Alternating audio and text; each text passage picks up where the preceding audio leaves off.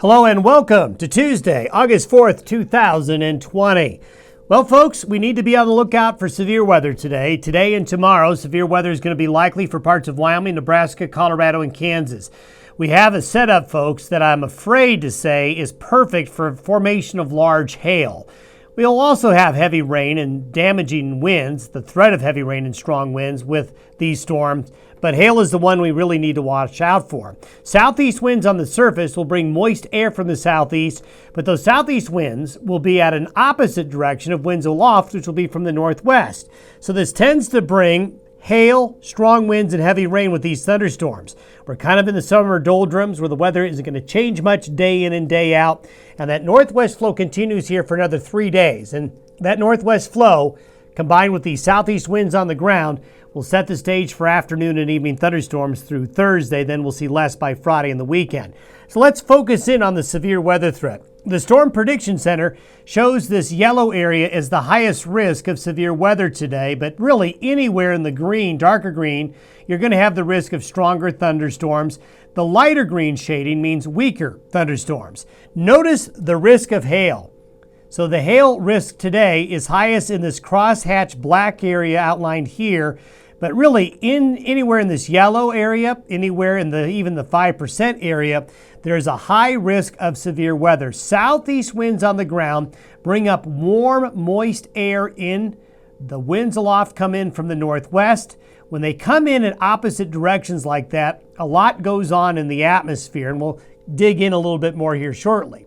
This is for tomorrow, for Wednesday. The risk is the same, basically over the same general area. And notice how the bullseye is over southeastern Wyoming, northeastern Colorado, and southwest Nebraska. This is a very typical setup for hail. Southeast winds bringing in moisture, northwest winds aloft bringing in strong winds aloft, drier air aloft, setting the stage for hail formation. Tomorrow, this is the hail percentage, and notice that bullseye remains in basically the same area.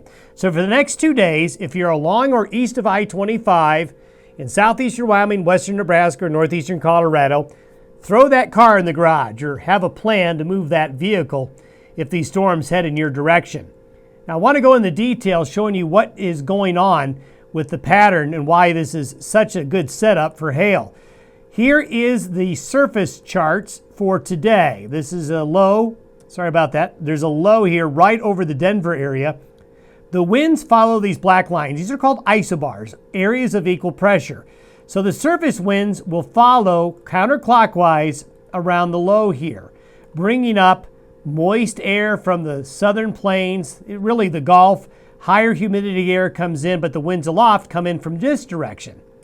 The winds aloft coming in from the northwest, and here you can see it at 18,000 feet.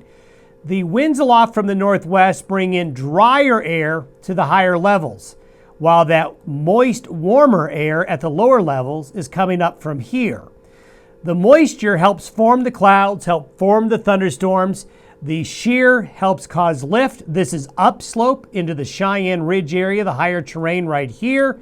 The drier air aloft causes the thunderstorms to be colder up high, because the drier air causes evaporation at first. That cools off the air up high. It's easier to make hail form in this type of setup. Also helping are some upper level disturbances coming in the northwest flow, trending this direction, which will help initiate the storms first over the mountains, then moving across the plains. So keep your fingers crossed and hope it just rains in your neck of the woods and you miss the hail. We'll see you on Wednesday.